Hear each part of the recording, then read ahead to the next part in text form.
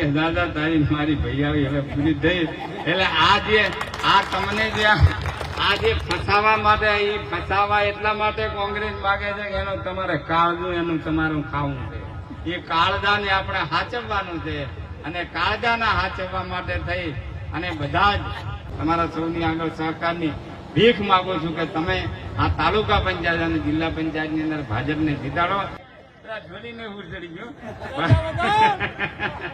કે અત્યારે દેશમાં રાજ ભાજપનું નરેન્દ્રભાઈ મોદી સાહેબનું છે અને 26મી તારીખની ચૂંટણી પછી પણ આ દેશમાં રાજ ભાજપનું રહેવાનું છે. આ વાત તો બાકી છે ને. અત્યારે ગુજરાતમાં રાજ ભાજપનું ભૂપેન્દ્રભાઈ પટેલ સાહેબ મુખ્યમંત્રી છે અને એ પણ આ ચૂંટણી પછી રાજ ચાલુ રહેવાનું છે. એમાં કોઈ ફેરફાર થવાનો નથી. આ વિસ્તારના ધારાસભ્ય એ ભારતીય જનતા પાર્ટીના છે અને વિધાનસભાની ચૂંટણી એ 2027 ડિસેમ્બરમાં એટલે પૂણા 2 વર્ષ પછી આવવાની છે. એટલે આ ચૂંટણીથી કેન્દ્રનું રાજ બદલાતું નથી, ગુજરાતનું રાજ બદલાતું નથી, ધારાસભ્ય બદલાતો નથી. પણ જો આપણે ભૂલે ચૂકે આપણે જો કોઈ આડાવણો કરી નાખીએ તો વિકાસ અટકી જાય. અને એટલા માટે રાજકારણ શેના માટે બંધારણમાં જોગવાઈ છે કે તાલુકા પંચાયત, જિલ્લા પંચાયત, ધારાસભ્ય, સંસદ સભ્ય આ જે જોગવાઈ છે એટલા માટે જોગવાઈ છે કે આપણે જેને વોટ આપીને ચૂંટીને મોકલીએ છીએ એ આપણો પ્રતિનિધિ સરકારમાં બેસી અને આપણા વિસ્તાર માટે, આપણા ગામ માટે વિકાસનું કાર્ય લાવી શકે. આ પંચાયતી રાજ જે 30 સ્તરીય પંચાયતી રાજ છે, જિલ્લા પંચાયત, તાલુકા પંચાયત અને ગ્રામ પંચાયત, કેન્દ્ર સરકાર અને રાજ્ય સરકારની બધી યોજનાઓ લોકો સુધી પહોંચાડવા માટેનું આ તાલુકા પંચાયત અને જિલ્લા પંચાયત અગત્યનું માધ્યમ છે. અને એટલે આવનારા તાલુકા પંચાયત, જિલ્લા પંચાયતની ચૂંટણી આપણા નાના પ્રશ્નો ઉકેલવા માટે, લોકોને ઉપયોગી થવા માટે, લોકો સુધી સરકારની યોજનાઓ પહોંચાડવા માટે અને જે કામ બાકી છે એ કામ કરવા માટે આપણે સરકાર પક્ષે રહીએ. એમાં આપણા સૌનું હિત છે. એ વાત આ બધા આગેવાનોની કહેવાની. લોકશાહી રાજ વ્યવસ્થામાં લોકો પાસે જ બધી તાકાત છે. વાત થઈ કોકે પાણીદાર કીધું ને કોકે પેલું કીધું. હું કોઈ પાણીદાર નથી ને કોઈ નથી. આ તાકાત તમારી છે. 2022ની અંદર આ વિસ્તારમાંથી તમે ધારાસભામાં મને ચૂંટણી મોકલો. તમારા વતી તમે મને પાવર આપ્યો, સત્તા આપી કે આ વિસ્તારની જે સમસ્યાઓ છે, જે પ્રશ્નો છે એના માટે તમે સરકારમાં બેસી એનો ઉકેલ લાવો. અને તમે આપેલી સત્તાનો મેં ઉપયોગ કરી, મેં મારી ફરજ બજાવી. એ આ કામ છે. આમાં કોઈ પાણીદાર નેતા કે કોઈ એનો કોઈ પ્રશ્ન નથી. આ પ્રજાના ચૂંટાયેલા પ્રતિનિધિની ફરજમાં આવે છે. અને આ કામ કરનાર પણ વિધાનસભાની ચૂંટણી પ્રચારમાં નરેન્દ્રભાઈ મોદી સાહેબ આવ્યા હતા દેવદરબાર. તમે હુંમાંથી ઘણા જણા હાજર છો. અને એ દેવદરબાર મને મળ્યા હતા. તારે આપણે મળીએ એટલે સમાચાર નથી લેતા. વહી મળે તો ચમચો એવું સમાચાર લેતા હતા કે દિયોદર કેમ છે. એટલે મને પણ આ શંકરે ઉજવાડી દીધું. મેં સાહેબ બીજું બધું રેડી છે પણ બધા પાણી માગે. અને એટલે મોદી સાહેબે તે કહ્યું હતું કે જ્યાં નર્મદાનું પાણી નથી પહોંચ્યું તે પહોંચશે. અને મોદી સાહેબ બોલીને ગયા હતા. એટલે ગુજરાત સરકારે આપણા વિસ્તાર અને આજુબાજુના તાલુકામાં નર્મદા નહેરથી જે આપણો ભાગ ઉગમણો છે અને ઊંચાણમાં છે એટલે નહેર લાવવી શક્ય નથી. પણ પમ્પિંગ સ્ટેશન બનાવી અને પાણીને મોટરથી અધેર ઉપાડી અને પાઇપલાઇન દ્વારા આપણા વિસ્તારના ગામોમાં, તળાવોમાં પાણી પહોંચે એના માટે 1400 કરોડની યોજના સરકારે મંજૂર કરી છે. અને એનું કામ ગામડે ચાલી રહ્યું છે. એ તમે સૌ જોઈ રહ્યા છો. અને એમાં ખેડૂતોનો પૂરો સહકાર મળશે તો ડિસેમ્બર મહિનો એટલે જે આ જાયણીના તમે રોમ કરો એ નવા વર્ષની અંદર તળાવમાં પાણી નાખવાનો સરકારનો આજનો આ કાર્યક્રમ છે. એટલે આ જે કામ ચાલી રહ્યું છે ભારતીય જનતા પાર્ટીની સરકારે મંજૂર કરેલું કામ છે. બીજી વિકાસની વાત થઈ. તમે કોઈ પણ શાળામાં જાઓ ત્યાં જે 5મું ધોરણ કે એના ઉપર ધોરણ છે 120 કરતા વધારે બાળકો છે એ બધી જ સરકારી પ્રાથમિક અને માધ્યમિક શાળાઓમાં ખૂટતી બધી જ ભૌતિક સુવિધાઓ સરકારે આપવાનો નિર્ણય કર્યો. જ્યાં આરોગ્યની સુવિધાઓ નથી પહોંચી ત્યાં આરોગ્યની સુવિધા પહોંચે એ પણ સરકાર પ્રયત્ન કરી રહી છે. રોડ રસ્તા જે બાકી છે એ રસ્તા ઝડપથી આયોજનમાં આવે. હમણાં એક પ્રધાનમંત્રી ગ્રામીણ સડક યોજનાનો એક કાર્યક્રમ આપણી વચ્ચે હતો કે જે રસ્તા ઉપર પરાજય પડતા હોય તો એ રસ્તાઓને કેન્દ્ર સરકારની ગ્રાન્ટથી પાકા બનાવવા માટેનો એક કાર્યક્રમ આવ્યો હતો. અને એમાં સરપંચને ખબર છે કે આપણે રાત્રે જેમ ચૂંટણીમાં ત્યારે આપણે ઉજાગરા કરી અને આપણા વિસ્તારના જેટલા બને એટલા પરા એ કેન્દ્ર સરકારમાં આપણે ઓનલાઈન કરવા માટેનો પૂરો પ્રયત્ન કર્યો છે. અને લગભગ એ પરામાંથી આમ તો ઘણા પરા છે પણ એ પરામાંથી લગભગ 200 જેટલા રસ્તા પ્રાયોરિટીમાં આવવાના છે. એટલે આપણે પૂરો પ્રયત્ન કરી રહ્યા છીએ કે આ વિસ્તારમાં નાના મોટા જે 54 સમાજો છે એ 54 સમાજોને જે લાગુ પડે છે એવા પ્રશ્નના પાણીનો પ્રશ્ન હોય, શિક્ષણનો હોય, આરોગ્યનો હોય, રોડ રસ્તાનો હોય, એ બધા જ સમાજોને લાગુ પડે છે. પ્રશ્નો ઝડપથી ઉકેલાય એના માટે થઈ અને આપણે સરકારમાં પ્રયત્ન કરી રહ્યા છીએ. જ્યારે આ ટિકિટો માટેની ચર્ચા માટે પાર્લામેન્ટરી બોર્ડ ભાજપનું ત્યાં ગાંધીનગર મુખ્યમંત્રીના બંગલે મળ્યું હતું અને એ વખતે આપણા વિસ્તારના કેટલાક પ્રશ્નોની પણ ચર્ચા થઈ હતી. ત્યારે પ્રદેશ અધ્યક્ષે એક વાત એવી કરી હતી, મને કીધું કે આ બધું કામ તો સરકાર કરે છે ને કરી નાખશે, પણ લાખણી તાલુકામાં એવું ના થઈ શકે કે તાલુકા પંચાયતની 22 અને જિલ્લા પંચાયતની 5 સીટો ભાજપની જીતાય. એટલે મેં કીધું 100% જીતાય. હવે તમારા ભરવા મેં તો હા પાડી દીધી. એટલે ભરવાની ભેહ પાડો ના જણે જોવાની જવાબદારી તમારા સૌની છે. આ ચૂંટણી પત્યા પછી આ જ સરકાર પાસે આપણે કામ લઈને જવાનું છે. ભૂલે ચૂકે હોય કોંગ્રેસ, અને કોંગ્રેસને તમે નથી ઓળખતા. 60 વર્ષના મારી ઉંમરના હોય પૂછજો કે કોંગ્રેસનું રાજ હતું. ઉનાળો આવે ને ડીપીઓ બળી જતી તો મહિને ડીપીઓ ના આવતી, બાજરી સૂકી જતી અને વોલ્ટેજ ના મળતા મહેણાથી લઈને બુસ્ટરો ચલાવતા હતા. મોટરો બળી જતી હતી, ગામડે મોટરો બધવા વાળી દુકાનો ચાલુ કરી હતી. આ તો મોદી સાહેબે પ્રશ્ન ઉકેલ્યો ને આજે મોટરો બધવા વાળાને બીજા ધંધા ગોતવા પડ્યા. આ પરિસ્થિતિનું નિર્માણ મોદી સરકારે કર્યું. આ નર્મદા યોજના જેને પાણી તમે માગો છો, આ નર્મદા યોજનાનું ખાતમુહૂર્ત 1962 ની અંદર એ વખતના વડાપ્રધાન જવાહરલાલ નહેરુએ કર્યું હતું. 62માં ખાતમુહૂર્ત કર્યું. એના પછી 40 વર્ષ સુધી ગુજરાત અને કેન્દ્રમાં એ કોંગ્રેસનું રાજ હતું.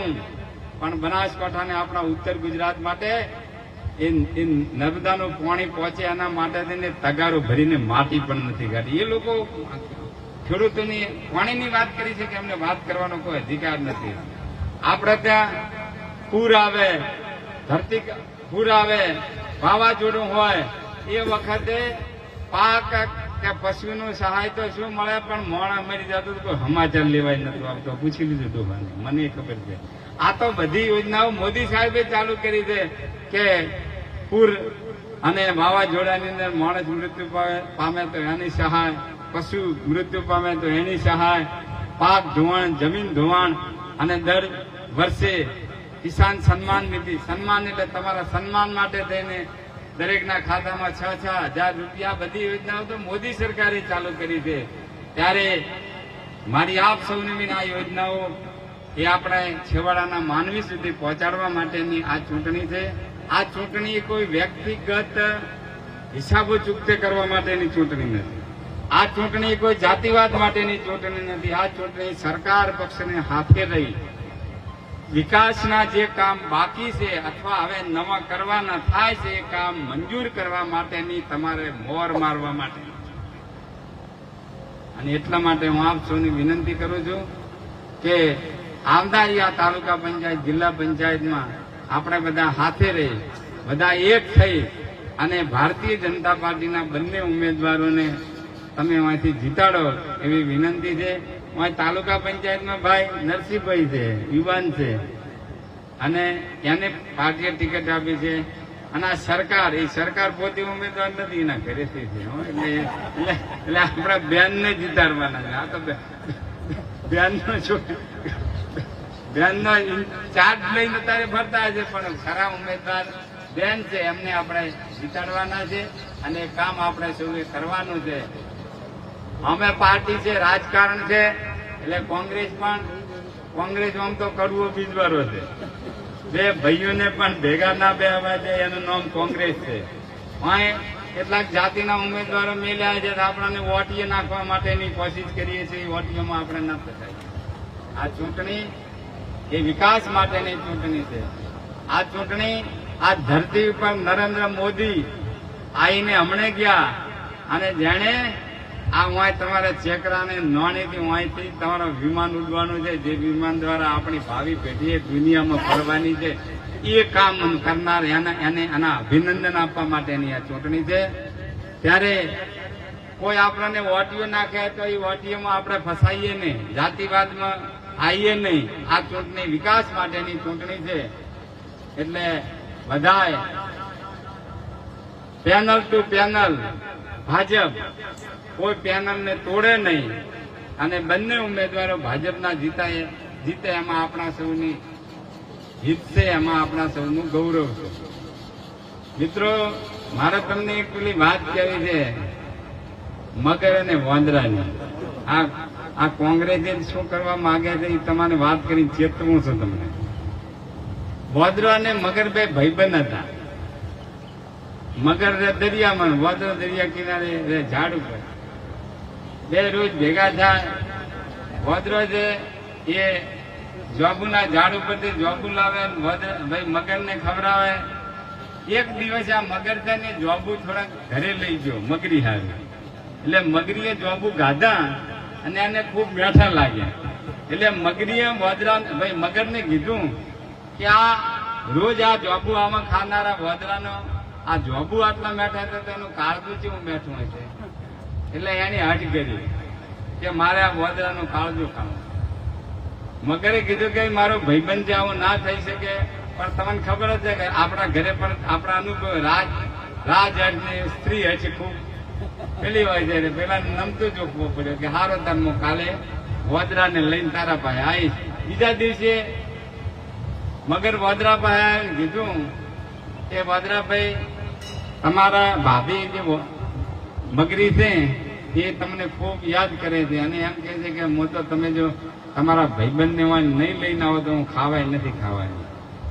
એવી હટ કરી એટલે વાંદરો ઘોળવાઈ ગયો અને કે હાડો તારે કે એવી હટ કરી હોય હું આવું. મગરના પીઠ ઉપર બેસી અને વાંદરો જ્યાં દરિયામાં જ્યાં જ્યાં મગરી રહેતી ત્યાં જ્યાં ફસે એને ફોડ પાડ્યો કે મારે બીજું કોઈ કામ નતું. આ મગરી છે ને એને કે તમારું કાળજું ખાવું છે. એટલે વાંદરો જો અહીંયા જોર કરવા જાય તો કોમ થઈ જાય. એટલે એની બુદ્ધિ વાપરી અને એને કીધું કે ભલા આદમી એમ શું વાત છે. ત્યાં વાત પહેલી જેમ ના કરી. જો પહેલી કરી હોત તો અમારા કે વાંદરાને એવો રિવાજ છે કે જયારે ઝાડ ઉપરથી નીચે ઉતરે ને તારે કાળજું તમે ઝાડ ઉપર ફૂંકવી ના આવે. એટલે કે તારે શું હેડ કે પાછા જઈને કે કાળજું લઈને પાછા આવવા. આ વાંદરાની ભાઈ મગરની પીઠ ઉપર વાંદરો બેસી ગયો, દરિયા કિનારે આવ્યો ને જેવો દરિયા કિનારે હૂપ કરતો ઝાડ ઉપર ચડી ગયો કે દાદા તારી મારી ભાઈ આવી હવે પૂરી થઈ. એટલે આ તમને જે ફસાવા માટે એ ફસાવા એટલા માટે કોંગ્રેસ માગે છે કે એનું તમારે કાળજું એનું તમારું ખાવું છે. એ કાળજાને આપણે હાચવવાનું છે અને કાળજાના હાચવવા માટે થઈ અને બધા જ મારે આપ સૌને વિનંતી કરી. આ વિસ્તારની અંદર બે મોટા સમાજો છે. એ સમાજો વિધાનસભાની ચૂંટણી પછી આપણા એકબીજા ઉપર વિશ્વાસ ખૂબ વધ્યો છે. આ ચૂંટણીમાં વિશ્વાસને કોઈ ધક્કો ના લાગે એ જોવાની આપણા સૌની જવાબદારી છે. અને એ જવાબદારી સાથે આપણે આ વિસ્તારનો વિકાસ થાય, આ વિસ્તાર કાયમી હરિયાળો રહે. હમ રહે યા ન રહે માં ભારતી તેરા વૈભવ અમર રહે.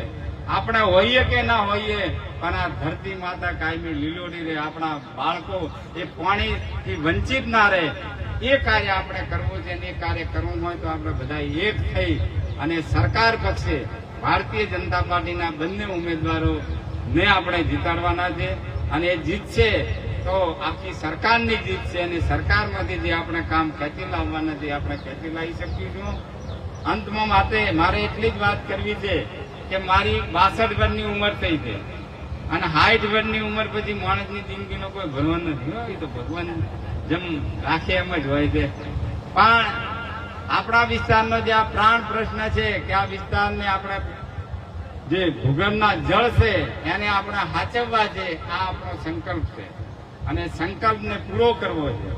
અને એ સંકલ્પને જે પૂરો કરવો હોય, વિકાસના બાકી કાર્યો પૂરા કરવા હોય તો એ કાર્ય પૂરા કરવા માટે હું આપ સૌનો સાથ અને સહકાર માંગુ છું. તમારા સૌની આગળ સહકારની ભીખ માંગુ છું કે તમે આ તાલુકા પંચાયત અને જિલ્લા પંચાયતની અંદર ભાજપને જીતાડો. બાકીનો જે આગળનો વિકાસનો અને પાણીનું કાર્ય કરાવવાની જવાબદારી સરકાર પાસે હું લઈને જઉં છું. આપણા સૌને શંકર ભગવાન ખૂબ તાકાત આપે, ખૂબ શક્તિ આપે, આ વિસ્તાર ખૂબ આગળ વધે, આ આપણામાં ભાઈચારો વધે, એ દિશામાં ભગવાનના ચારે હાથ આપણા ઉપર એ ભગવાનને પ્રાર્થના કરું છું. તો આ કામ કરવાનું છે, બોલો કરશો ને? કારણ કે અમે તો બધા બોલ્યા, તમે કોઈ બોલતા નથી. બોલો આ કામ કરવાનું છે, કરશો ને? હળવા હળવા બોલશો નહીં ચાલે હો. પાકે પાકે કરવાનું છે. તો આ બંને ઉમેદવાર આવે કે ના આવે, આપણે આવી ગયા ને દરેક ઉમેદવાર બની જાય ને આપણે ઉમેદવારને જીતાડવાના છે. આપણા માટે જીતાડવાના, વિસ્તાર માટે જીતાડવાનો છે, આ વિસ્તારના ભલા માટે આપણે જીતાડવાનો છે. તો જો એ કામ કરવાના હો તો હું શંકર ભગવાનની જય બોલાવું છું. બે હાથ ઊંચા કરીને મુઠ્ઠી વાળી અને ભગવાનની જય બોલવાની છે. વચન આપવાનું છે કે 22 તાલુકા પંચાયત અને 5 જિલ્લા પંચાયત ભાજપની જીતાડવાની છે. તો આ નોણી સીટની જવાબદારી તમે લઈ લો તો બાકીની સીટોમાં અમે મહેનત કરીએ, એ આશા લઈને અમે તમારી વચ્ચે આવ્યા છીએ. તો બોલાવું ભાઈ, બોલો શંકર ભગવાન કી, બોલો શંકર ભગવાન કી. ભગવાનની સાક્ષીએ ઢોલીને ઉર ચડી ગયો. ભગવાનની સાક્ષીએ તમે સૌ વચનથી બંધાવો છો કે આ ચૂંટણીની અંદર બંને ઉમેદવાર ભાજપના જીતે, એના માટે તમે પૂરી મહેનત કરશો.